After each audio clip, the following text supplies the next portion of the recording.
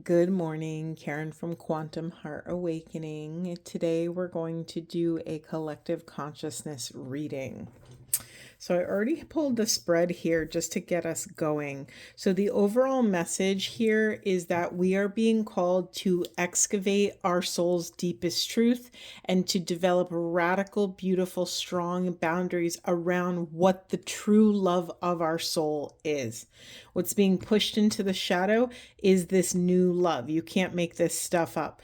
So even though it is scary to allow the soul to be our North Star, or one could even say to allow spirit, right? It's scary to surrender to divine will. It's scary to surrender to the mystery. So much of our modern culture pushes us to be in fear. And when the nervous system is in fear, we are in total contraction. When we are in total contraction, it's really easy to want to try and control every little thing. But so much of this spiritual journey is a practice of surrendering, a practice of detaching, to allow, to observe reality and to allow reality to unfurl without making meaning about any one thing, without letting what is unfolding control us and control our sovereignty.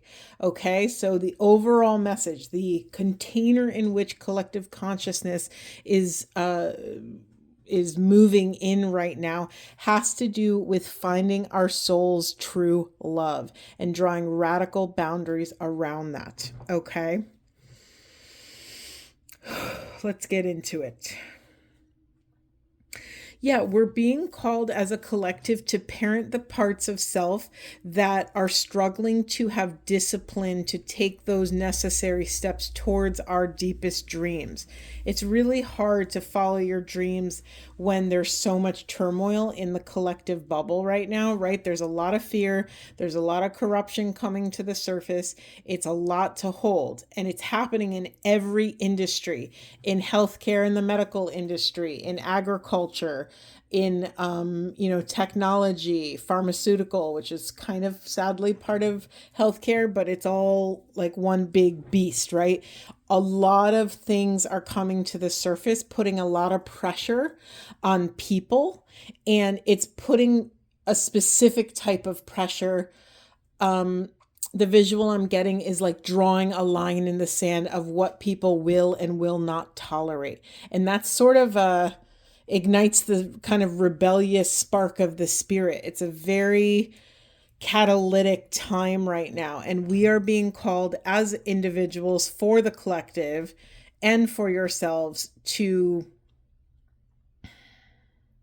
listen to the nagging voice in within us that tells us, hey, I don't want to work this job anymore. Hey, I don't want to be in this relationship anymore. Hey, something is calling my spirit.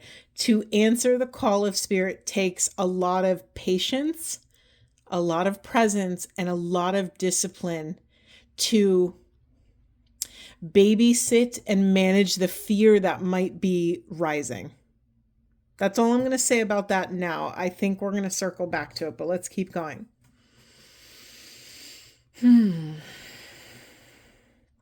Okay, for some people in the collective, I'm reading this two ways, this karmic completion right here. I'm reading it. Let's read it both ways. Let's just,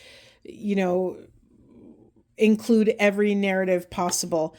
For some of you, you have completed your karma, whatever that means to you. You have completed the soul lessons and you are clear for takeoff. They're showing me a runway, like an unobstructed runway. You are clear for takeoff of this rebirth.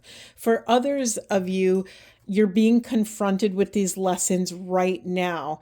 And if you're able to hold your center for love in the center of whatever flavor of chaos is showing up for you specifically in your life, if you can dare to do that, dare to trust when it's easier to have fear, dare to love when it's easier to contract and pull away and isolate, rebirth of a whole new life, transformation, metamorphosis is on the other side of your ability to do this, okay? I guarantee there's more to that story, but let's keep going and we'll circle back.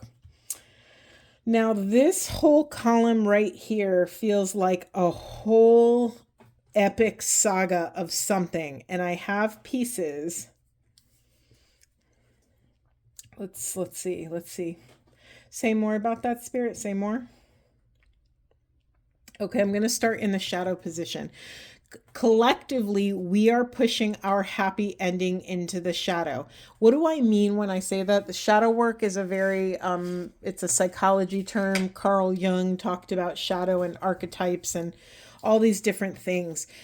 The shadow is the thing that we're afraid to show. Oftentimes, the easiest way to identify the shadow is to feel into where you have shame.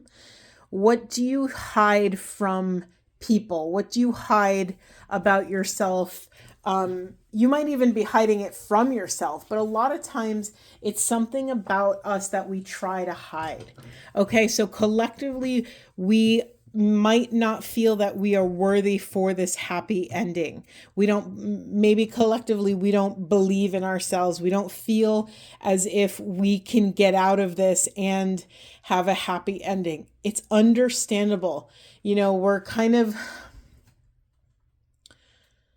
I don't know why I'm saying this. I don't think ever used the David and Goliath thing, but I feel like collectively we are up against Goliath. There's a lot, or specifically, that's what people in power want us to think, right? And it's really easy when you perceive Goliath is around the corner to be in fear and to make decisions rooted in fear, when really that's just an illusion here. Okay, so part of what we're going to work on in this rotation is increasing our self-esteem, increasing our self-worth. Now, everyone has a different flavor of stuff we're overcoming. So that's going to look different for every individual. It could be internally working on self-esteem. It could be externally. It could be a mix of both. Usually it's a mix of both, right? Now let's get into the message here. This message is like out of left field, and these 4 cards up here all dumped at the same time. So we have in reverse, effort, communication, and financial discipline. And then to me, it's so out of left field. We have spiritual career right here that came out sideways. Something needs to come into balance with the way we come into relationship with finances. Something needs to come into balance. Listen, it's a tough time. Inflation is crazy. There's a lot of horrible shit going on, and people are struggling, right? Everything is so expensive. I just read this, Costco is one of because it's one of the biggest retailers in the US, because they have so much data about their inventory, they can actually track trends among big populations of people. And so I just read this article that they can tell, the economy is squeezing people because of the change in what people are purchasing. They're purchasing cheaper meats. It's like they can tell with where people are choosing to spend their money. They're not splurging as much. They're being more frugal, right? And so it's understandable that when we have to make tougher decisions, it's understandable that might affect fear in us, right? Again, we're trying to control, we're trying to take, it's like catch a runaway train and try to bring it back on the tracks. It's a very difficult situation here. So something regarding, we're going to have to take action, aligned action in the way we communicate with money and the way money communicates with us. So even if you have little money in the bank, be grateful, send gratitude to whatever you have, whatever that looks like, even if it's negative dollars right now. The point is to really babysit the frequency of fear in your system to make sure you're not the phrase that wants to come out is, voting. We vote with our dollars. And if we're voting with our dollars out of fear, we're magnetizing more fear towards us. So there's something about, taking the reins back of our relationship with our finances. Okay, very small message for a percentage of people. Some of you need to rein in your spending. That's all I'm going to say about that. Just keep an eye on your spending.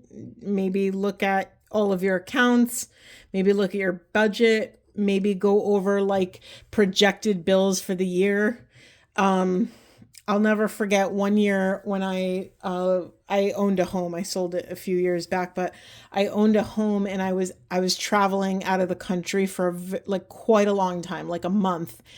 And I came back, and I wasn't like, when you're traveling, you get all turned upside down. I wasn't prepared for my really huge insurance payment. Like, it just caught me off guard because I was traveling. I came home. I was trying to get, go through all my mail, get everything situated. And I got hit with a, multi-$1,000 bill all of a sudden. And it really rocked me. And so I had to do my work to just to hold my center for love and chaos and trust that all of that was going to work out. Okay. Where do we go next, Spirit? Where do we go next? Thank you. It's funny. These messages, they just feel so separate to me. Spirit, can you tie all these messages together? What do we actually need to know? Thank you. We have dreams and life purpose. We're circling back already. We're getting multiple repeating messages here. Anything else? Can you say more? I have a lot to say. I could run my mouth right now. Okay, we have spirit guide. And what is this one? Financial health. I mean, you can't make this up. I'll put it right here under financial discipline. This is a message for someone out there. Even though we are being squeezed financially on the planet, this might be an opportunity to completely correct course, to start living a life that is in alignment with your soul. I mean, I don't know about you, but I had a job for a very long time that I actually have said this many, many times that was quote unquote soul sucking. It's just like every day I went into this place, my soul flame got dimmer and dimmer, more dim, more dark. My flame, I picture like a kerosene lamp where you could turn down the flame.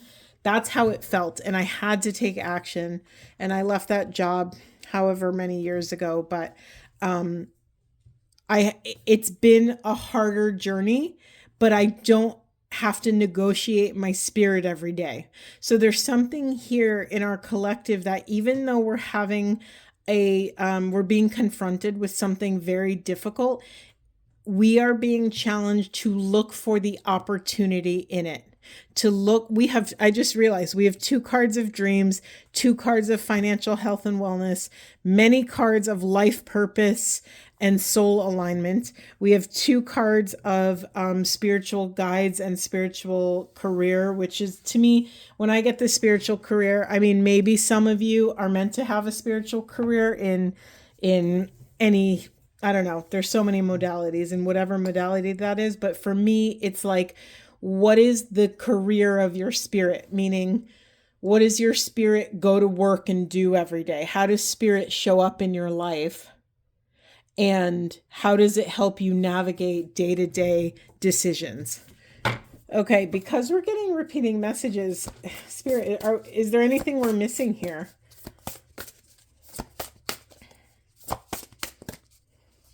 You know what? The thing that's so loud right now is the financial health.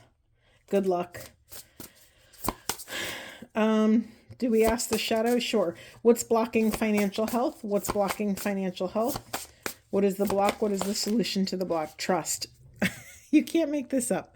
Surrendering. Oh, and I just happened to flip this over by accident. We have psychic abilities. So, hey, who am I to judge, or who am I to make the call? I'm just, I'm just the translator of spirit here.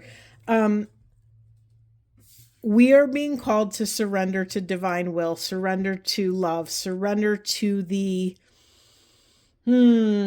beautiful life spark that is dying to ignite and animate in the body, right? Because we have these bodies as a vessel, almost as a avatar for the spirit. I'm struggling to talk because there's so many images coming. I'm seeing like a robot suit, and the soul comes into the robot suit and it controls the robot. But sometimes we get so caught up in like earthly programming that we fail to, it's almost like we override the spirit and we fail to listen to the, faint whisper or sometimes loud yell of the soul. Okay, so we are being called to trust. What does that look like in real time or in real life? It's a practice. It's a total practice. I'm trying to think of a good story to tell. It's really hard. It's really hard. I've been in this industry for a couple decades now. And, so many people say surrender or, let go of what no longer serves, or all these things are beautiful and they are true. But to actually animate them in the body, it's such a difficult thing. I guess I could tell the story. I recently had a surgery, and I don't do very well with the medical complex. I have a lot of medical trauma in this body, and it's like a whole freaking production every time I have to do something. And so I had to start working on my energy the week before this surgery. And so it's not my spirit that has a problem. It's my body, right? My body has had so many negative experiences that it has horrific memories of what could happen and what might happen. And there's a ton of fear in my body. So I started a week before my surgery talking to my body. I talked through all of the steps because your body's listening. And it's really a cool shift when you start talking to your body out loud, as if it's like a little kid. Like, okay, this is what's going to happen. We're going to wake up at 5 a.m. We're going to go to the hospital. You're going to go and meet the nurse there. And then you're probably going to get an IV. And then you're going to talk to anesthesiologist. And then you're going to talk to, I walked my body through every little step as if it was a child who was terrified. And let me tell you, that process of considering my body, considering the parts of self that were in terror, was the most loving act I can do for myself. And let me tell you, the day of came and it went so beautifully. I'm fine, by the way. Thank you if you were wondering. But it unfolded so beautifully because my body knew what to expect. And yes, there are parts of surgery or any situation that we won't have control over, but your love and your fear is something you can have control over. And so I did all of my things that comfort me. I even brought, it's kind of funny, I even brought a tuning fork in with me. And when I needed to do some deep breathing, I whacked it with a mallet and I would just breathe with the frequency and just allow all of that energy to move. And I had to find, I didn't say the most important thing. The biggest piece of this journey for me was I had to unplug my circuitry from something human based, meaning like this is a human procedure, right? There's doctors, there's a building with patients in it. There's all these like man-made things. I needed to unplug my circuits from that and plug it into something higher. That is where my faith came in. And it's funny because people throw around the word faith so easily, but I think we should start talking about faith as an embodied practice. It is as crucial or critical to practice having faith as it is like if you're practicing yoga, right? When you show up to your first yoga class ever, you can't do, you're barely flexible. You can't do all of the cool positions. You probably can't do a handstand or whatever. I'm just using that as an example, but it's a practice. You have to show up every day and commit to choosing love over fear and practice it, and practice when it rises in the body, and then you meet it with love. And then maybe some days the fear overrides the love and you surrender that experience and you try again the next day, right? There's no like winning and losing here. It is a lifelong practice. Okay. I got off the thing around, what did I ask about financial health? Trusting in something higher. Oh, and then what's being pushed into the unconscious position here, or rather what lies outside of our consciousness, are our collective psychic abilities. Now, this is really fascinating because I didn't think this would be such a spiritually, this whole reading feels like a spiritual call to action. This is my world. This reading could be like for someone in the industry of spirit. People who are actively, maybe active tarot readers, oracle readers, rune readers, people who sort of dabble with mediumship. I just find it interesting that so many spiritual psychic messages came up in a collective reading. This is so exciting. This means the third eye in collective consciousness, we are on the verge of something. Now, again, this is either something we're pushing into the shadow or something that just lies outside of our collective peripheral vision. Now, for some of you who actually have psychic abilities or are attuned to that sort of way of life, what about that is scary? What about that feels unsafe? What about that feels unappealing or difficult? Right? For a lot of healers and people, light workers, visionary, you could call mystics. There's a million names for people who are doing this sort of grid work, this energetic, psycho-spiritual, profound work on the planet. But I just lost my train of thought. Hold on. Yeah, you might be called to let go of any judgments or any stories that are attached to what it means to be a psychic or psychically activated, right? I mean, what my heart yearns to believe is that the collective third eye is opening and there's no stopping it.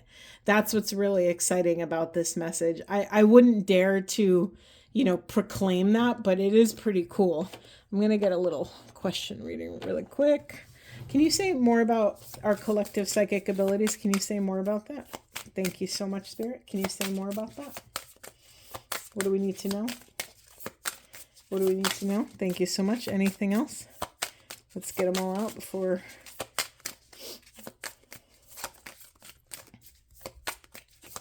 Maybe that's it. Okay, we have Sub Rosa, Hidden in Plain Sight, Learning and Teaching, and then, is that one card? That's one card. And then we have the Grandmothers, Remember Your Roots Perspective.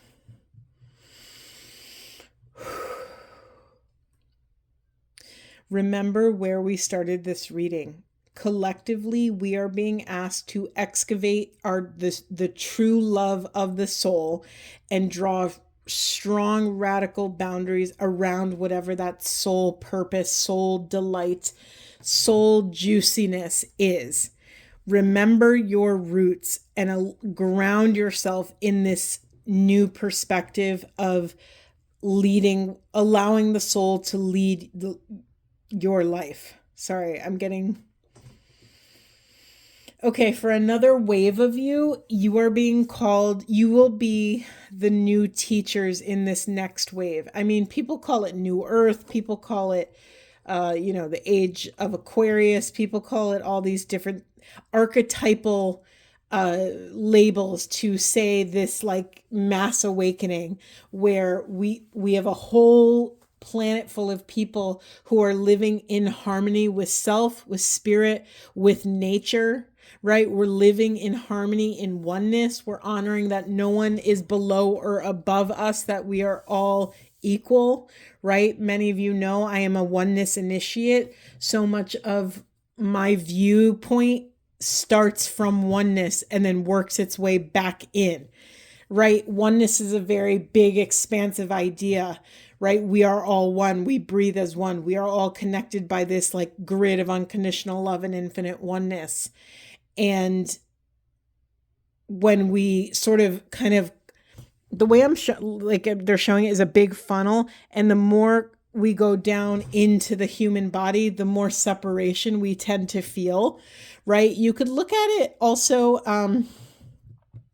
Yeah, this is important. Okay. So you could also literally put the chakra system over this funnel, right? When you're starting at the crown and third eye, and you're starting at the top, and all that beautiful white light, all that beautiful violet, indigo, purple light, it's very expansive. But the more you go down the chakras, really after you cross the heart bridge is when you're working in the visceral, in the 3D, in the corporeal, physical body, right? When you start working with self-esteem in the solar plexus, that more is about self-esteem of the individual. Then you go down, it's your creativity, your sexuality. Then you anchor yourself in the root, which is your family of origin, your feelings of security, safety, financial matters, right? It's very interesting how the further down you go, oftentimes the more individual that journey is, right? And so, it's so important that we understand that we're never trying to like conquer one part of our chakra system. We have to understand that our entire being is a transpersonal bridge, meaning we go between 5D and 3D all the time. We're flowing between both. We're flowing between the realm of spirit and the realm of matter. We're going to the realm of spirit for all of that sacred knowledge and wisdom, and we're bringing it back down through our bodies out to humanity to hopefully make the world a better place for people. So much of our soul's journey here is to learn how to be in service to the collective, right? Each one of us has a unique gift. Your unique gifts have continued to come up 3 or 4 times in this reading. We all are meant to excavate whatever that unique soul spark is, so that we can nurture it and nourish it and draw boundaries around it and value it. Some of you know exactly what your soul gift is, but you've actually devalued it since you were a little kid. That's happened my whole life. Like, talk to any empath or someone that identifies as an empath or highly sensitive person.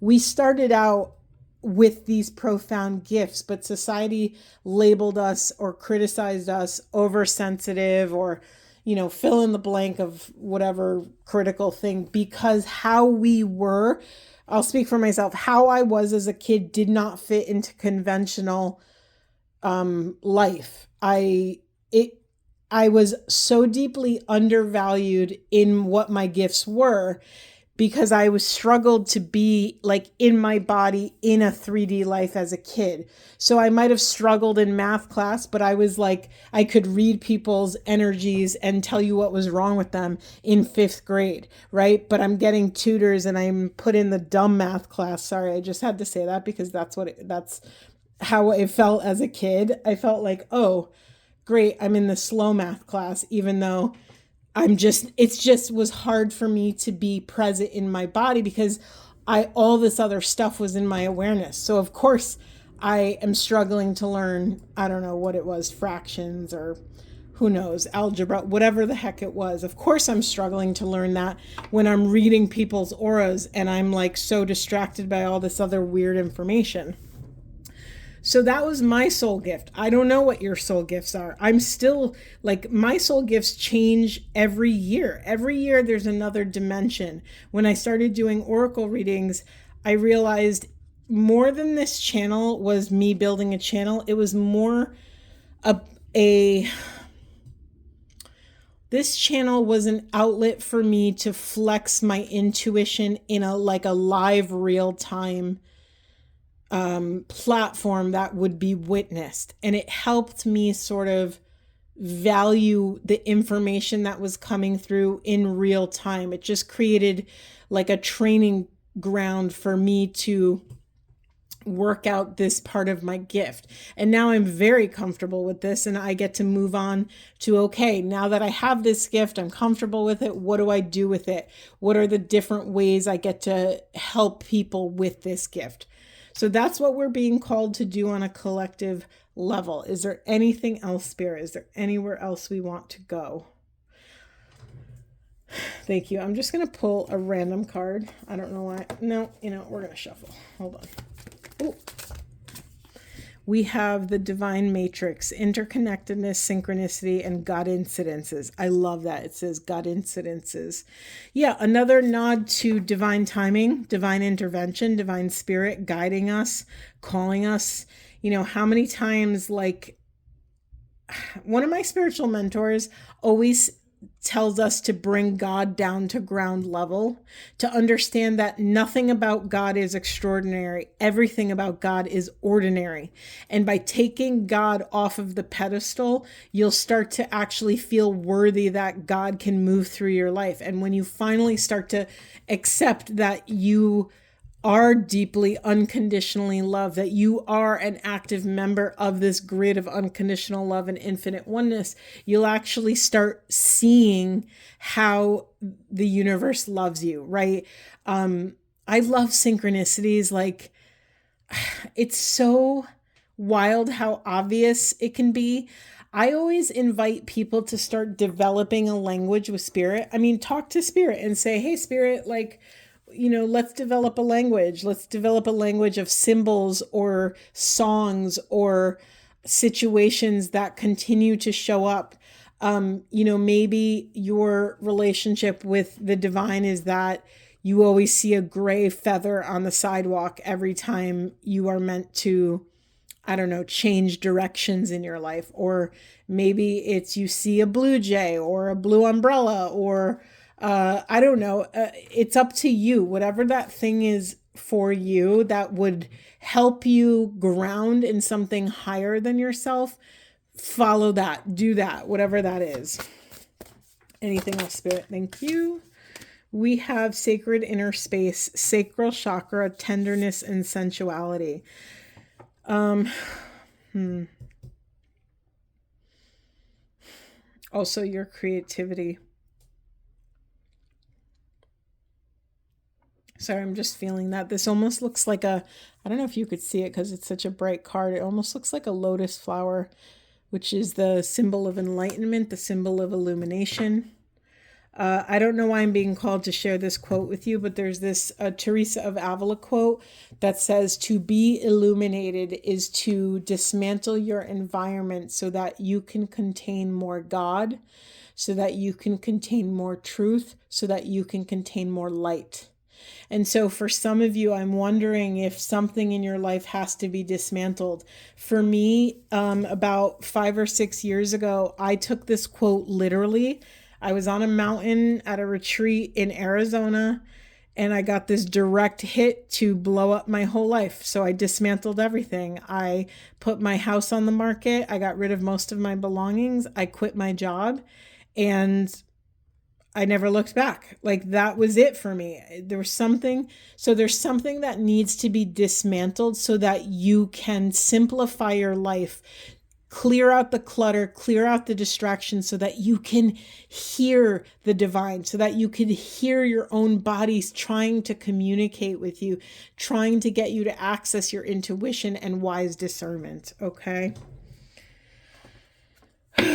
Yeah, okay, so what's being pushed into the shadow? We have Akashic Stargate, aligned with purpose, crossroads, and no wrong path. Some of you are failing to make a decision because you're scared of making the wrong decision.